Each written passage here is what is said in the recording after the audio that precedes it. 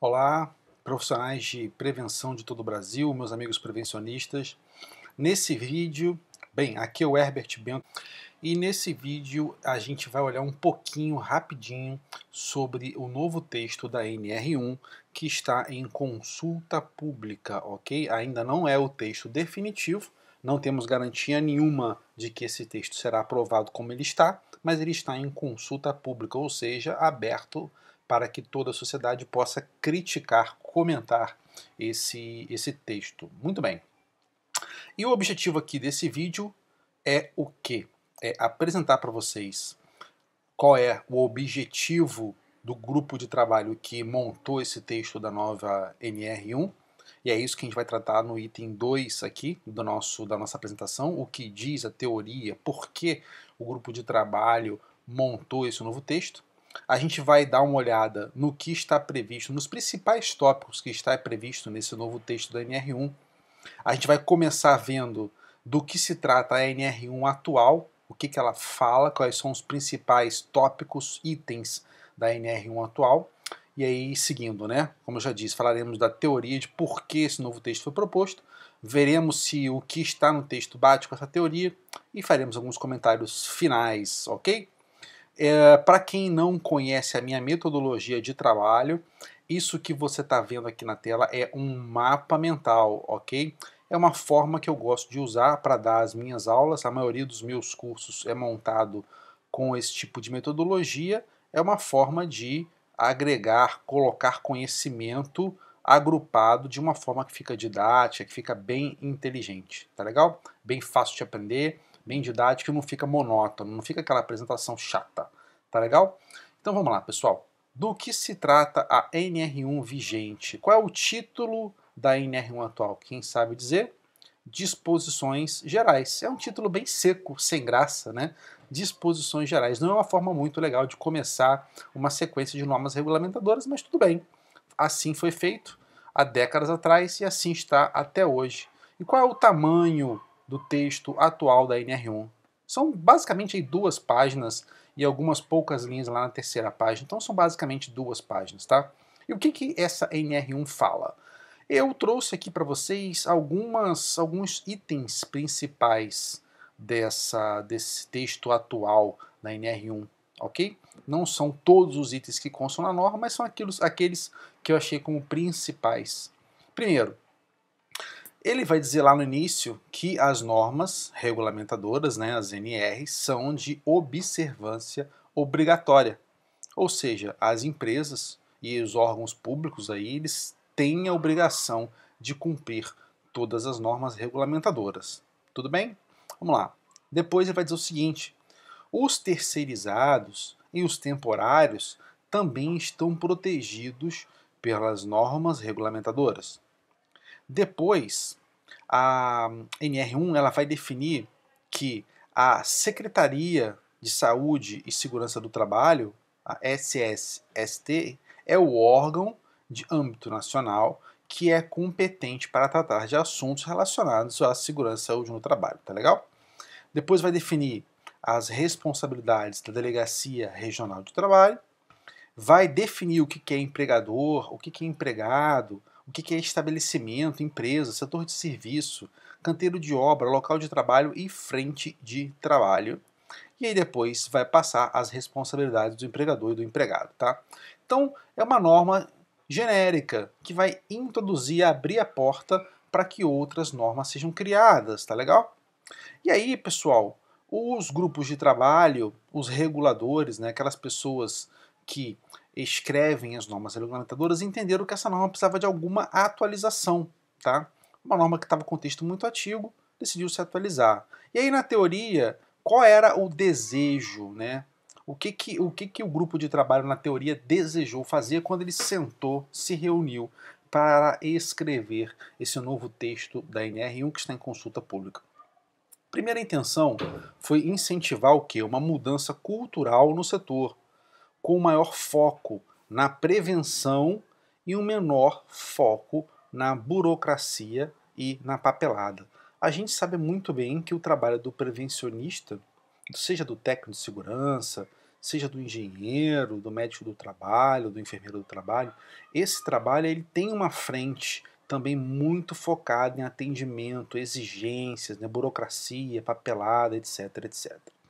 É um foco até exagerado no cumprimento das NRs e esquecendo-se do que, na verdade, é o motivo por trás de tudo, que é a prevenção. Então essa norma, esse novo texto da norma, tenta fazer uma mudança cultural no setor. Tá legal? Outro desejo do grupo de trabalho foi deixar as definições no glossário. É comum em algumas normas a gente ver algumas definições colocadas no corpo da norma.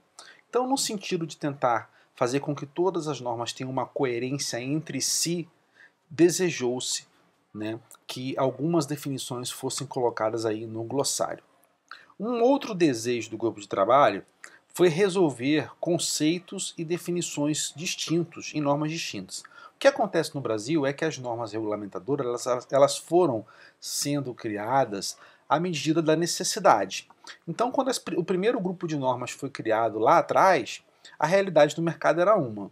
Por exemplo, normas mais recentes, como a NR35 e a NR36, já foram criadas com uma realidade distinta. E aí o que aconteceu é que algumas definições, alguns conceitos, eles não são equivalentes entre normas, causando o quê? Causando confusão, tá legal? Por exemplo, aí o conceito de risco. Então o regulador, quando o grupo de trabalho, quando se reuniu e começou esse movimento do novo texto do NR1, também desejou normalizar esses conceitos e definições. Próximo desejo do grupo de trabalho é tratar da complexidade da documentação. Deixar bem claro que a complexidade da documentação ela deve ser proporcional ao tamanho da empresa e ao grau de risco da organização. A maior parte das empresas no Brasil, a grande maioria, são empresas pequenas, de baixo risco, baixo grau de risco. Então, para essas empresas, haveria uma desburocratização, ok? Esse foi o desejo teórico do grupo de trabalho. Depois a gente vai ver até que ponto isso vai ser alcançado ou não. Próximo, simplificar a documentação para empresas pequenas com pouco ou nenhum risco. Foi como eu disse, empresas grandes devem e provavelmente terão uma geração grande de documentos devido ao seu grau de risco, devido ao seu tamanho, e empresas menores teriam uma simplificação. Para finalizar, outro avanço que o grupo de trabalho tentou trazer foi que empresas contratadas e as empresas contratantes, ambas essas empresas, elas são solidariamente responsáveis pela prevenção. Embora a gente já visse isso solto em algumas normas, como na NR9, por exemplo, a NR1 veio no seu novo texto colocando isso de forma mais evidente, mais clara, tá legal? Muito bem. Então, isso foi o que o grupo de trabalho tentou fazer. E aí, pessoal, eu vou mostrar aqui para vocês um pouco os principais itens que estão nesse texto de consulta pública da NR1, tá? E aí a gente vai ver até que ponto o que está lá no texto bate com o que foi desejado na teoria. Em primeiro lugar, o título. Qual é o novo título da NR1? Veja, o título anterior era Disposições Gerais. Passamos agora para o título Prevenção em Segurança e Saúde no Trabalho. Colocar aqui a palavra prevenção bate com aquele desejo da teoria de que desejava-se o quê? Incentivar uma mudança cultural no setor com maior foco na prevenção e menor foco na burocracia e papelada. E isso já está claro, olha, já no nosso novo título, a palavra prevenção aparece no título. É um título bem melhor se comparado ao título anterior, Disposições Gerais, ok? Muito bem. E esse novo texto, ele ficou grande, tá? Ficou um texto com 19 páginas, mais 5 páginas de glossário. Ficou uma norma aí bastante extensa, ok? Bastante extensa. Como essa aula aqui é uma visão inicial sobre a NR1, e a gente, na verdade, nem faz muito sentido a gente se debruçar muito sobre os itens, porque a gente não sabe o que no final vai ficar quando sair o texto final, tá? Então eu trouxe aqui para vocês alguns, o que eu chamei de destaques, aquilo que eu vi como mais relevante para a gente citar. Aí você tendo interesse, tendo desejo, você pode pegar o texto completo dessa nova norma e ler ele por completo, tá legal? Muito bem. Seguindo adiante aqui.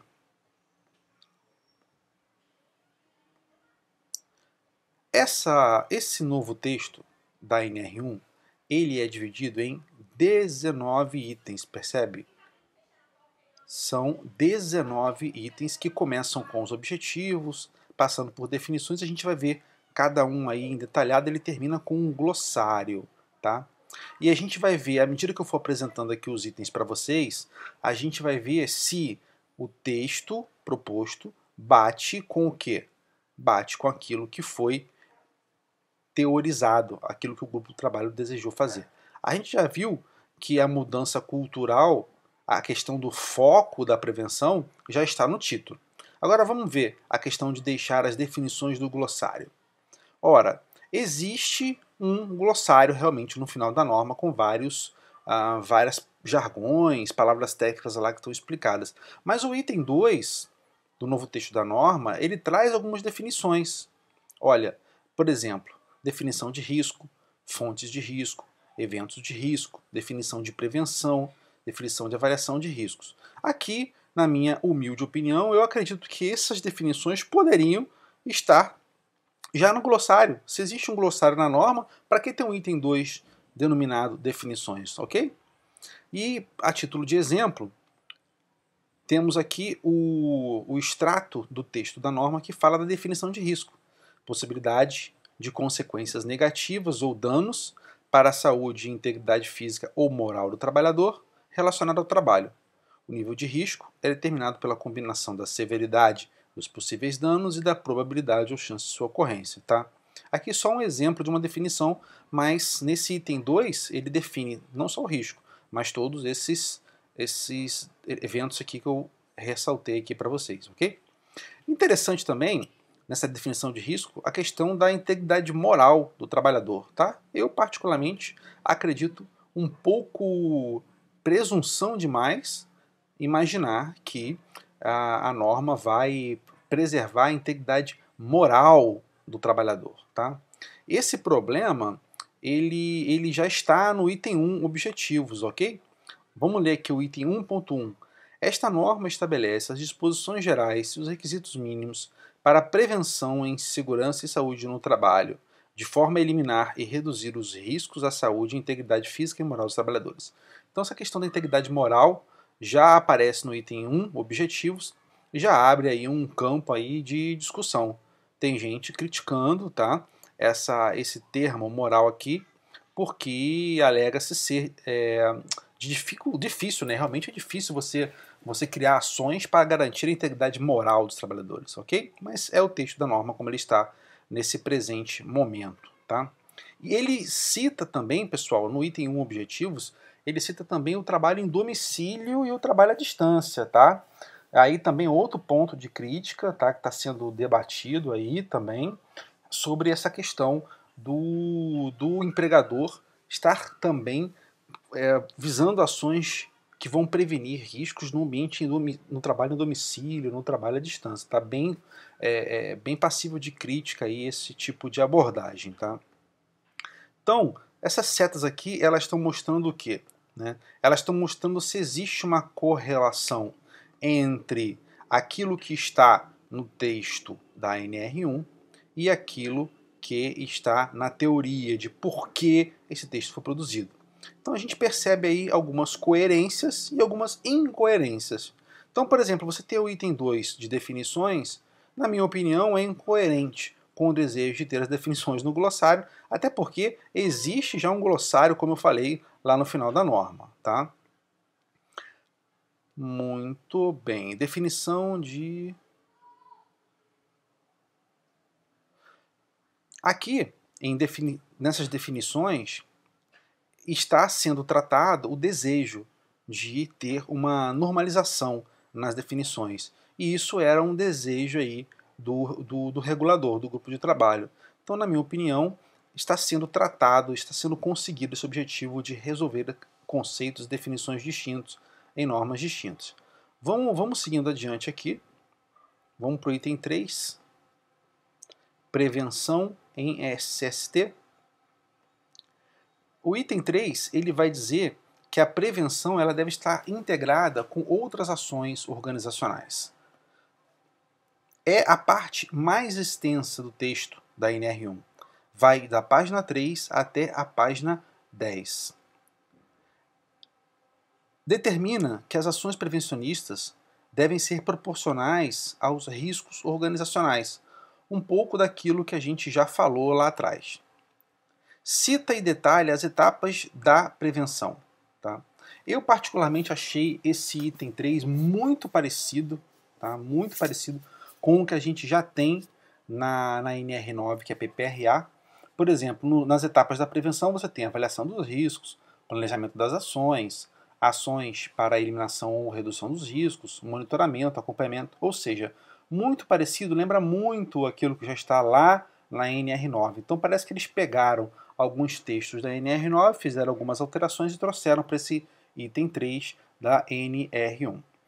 Nesse item 3 temos também, por exemplo, as competências do Ministério do Trabalho e um tópico dentro desse item 3 que eu achei muito positivo, que é a questão da organização de SST dentro das empresas.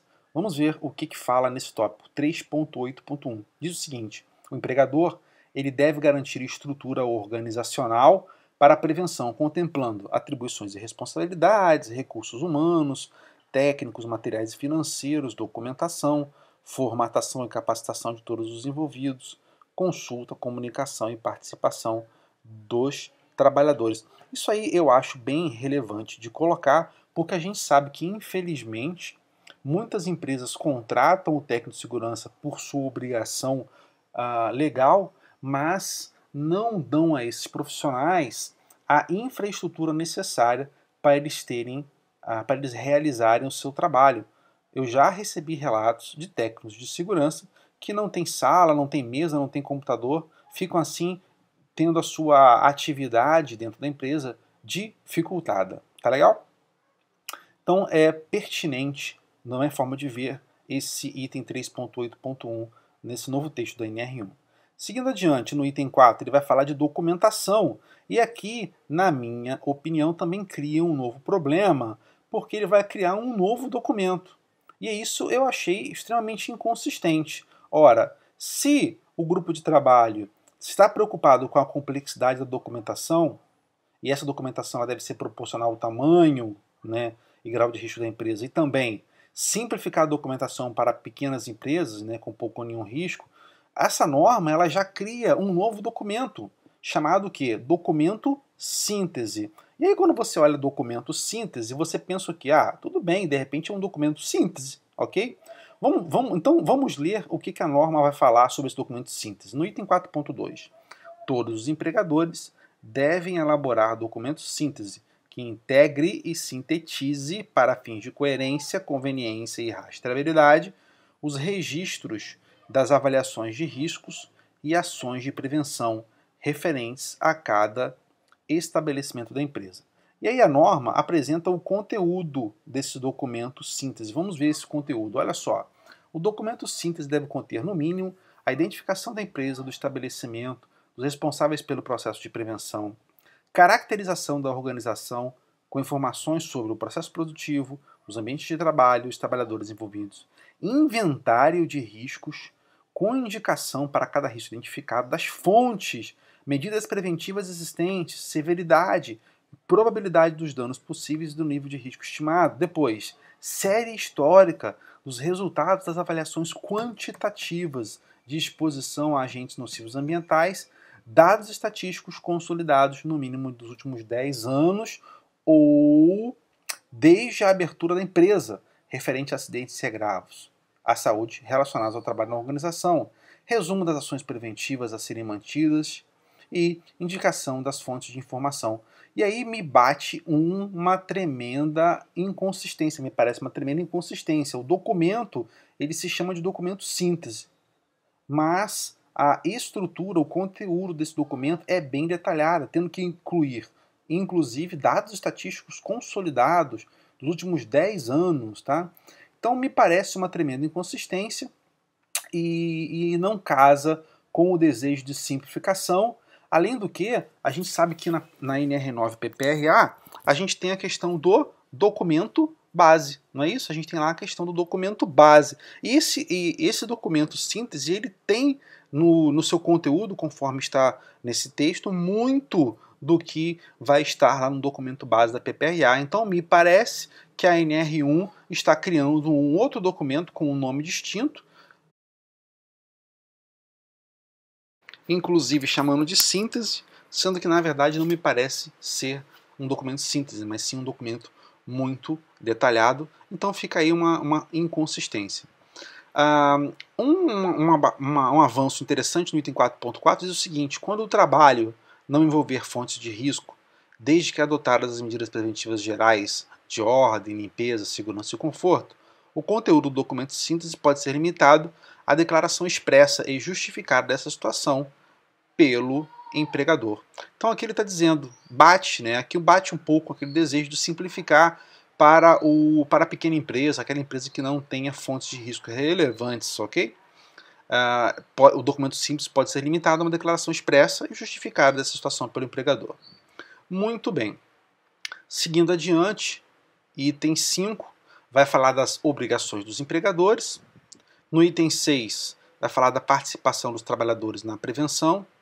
Deve ser garantido aos trabalhadores de organizações contratantes e contratadas, atuando em um mesmo estabelecimento, nível equivalente de segurança, proteção contra agravos, a saúde, conforto e condições de trabalho. Então está aqui garantindo que tanto os trabalhadores da empresa que sejam contratados direto pela contratante quanto os terceirizados vão ter o mesmo nível de participação na prevenção.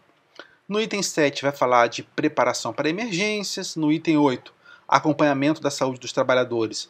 E aí, novamente, o texto fica muito parecido com o texto da NR7, que trata do PCMSO. No item 9 vai falar de análise de acidentes, sendo que no item 9.1 a gente encontra o seguinte: as ações de prevenção em SST devem incluir o registro, a comunicação e análise de acidentes de trabalho e de danos de origem ocupacional à saúde dos trabalhadores, comprovados ou objeto de suspeita, com o objetivo de reconhecer os fatores determinantes do evento e evitar sua repetição mediante ações corretivas e de prevenção. E aí, seguindo no item 10, vai estabelecer a relação entre contratantes e contratadas, deixando claro que a contratante é responsável pela eliminação ou redução dos riscos. Vai dizer também que a empresa contratada que interage com o processo de produção da contratante deve incluir na sua avaliação de riscos, os riscos adicionais gerados por essa interação com o processo produtivo do contratante. E diz também que a empresa que for contratada para atuar no estabelecimento de uma outra empresa, sem envolvimento direto com o processo de produção, deve manter, além da sua própria avaliação de riscos, registro das fontes de riscos e riscos informados pela contratante. Tá? Então está distribuindo aí a responsabilidade entre contratantes e contratadas em prol da prevenção da saúde dos trabalhadores. No item 11, um tópico que eu achei bem interessante, a questão da capacitação dos trabalhadores. Tá? Olha só, o empregador deve garantir aos trabalhadores capacitação suficiente e adequada em segurança e saúde no trabalho, na contratação e periodicamente incluindo, no mínimo, riscos gerais específicos, o especificado nas normas regulamentadoras, direitos e obrigações, preparação para atuação frente à emergência, critérios de avaliação de riscos, recomendações de segurança e precauções dos fabricantes ou fornecedores de equipamentos ou produtos. Tá? Então é um avanço aqui, na minha opinião, deixar bem claro que o empregador deve sim investir na capacitação dos trabalhadores visando a prevenção. E aí, finaliza falando da prevenção para trabalhadores com deficiência, dizendo que a organização, a empresa, ela deve assegurar proteção especial frente aos riscos gerados pelos ambientes e formas de trabalho para os trabalhadores com deficiência, trabalhadores reabilitados, readaptados e aqueles em situação de maior vulnerabilidade. E aí, o texto se encerra com um glossário que também tem 5 páginas, ok? Então ficou uma norma bastante extensa. A gente viu que, em alguns momentos, a norma é coerente entre o seu objetivo teórico e o seu texto. Em alguns momentos, a norma é incoerente. E em alguns comentários finais aqui, eu gostaria só de marcar alguns pontos específicos que eu achei positivos, alguns positivos aí, alguns negativos, tá? O foco na prevenção é um ponto positivo e ele é bem-vindo. A inclusão de um novo documento, que no caso é o documento síntese, ele a princípio ele vai aumentar a burocracia e a confusão, até porque esse documento síntese ele lembra muito o PPRA. Confuso também a questão de incluir o ambiente domiciliar e o trabalho à distância, visto que o empregador ele não tem nenhum controle nessas situações sobre os riscos ao qual o trabalhador está exposto, até porque esses riscos devem ser muito distintos dos riscos encontrados no ambiente de trabalho, então isso aí vai causar alguma confusão. Preocupação com trabalhadores com deficiência, isso é um fator positivo. Muita redundância, né, com a NR9 e com a NR7, isso é um fator que vai aumentar a confusão, né, então é um fator negativo. A infraestrutura de trabalho para os profissionais prevencionistas nas empresas, achei isso muito bacana, muito interessante. A gente sabe das dificuldades que o pessoal encontra na prática de empresas que têm o profissional, mas não dão a ele infraestrutura de trabalho, e deixar isso explícito na NR1 é sim positivo.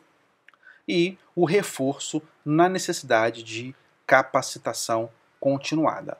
Tá legal? Isso é bastante importante, é um tópico que eu defendo muito, estou sempre buscando ajudar os profissionais da área nesse tipo de capacitação, através da criação de cursos e tudo mais.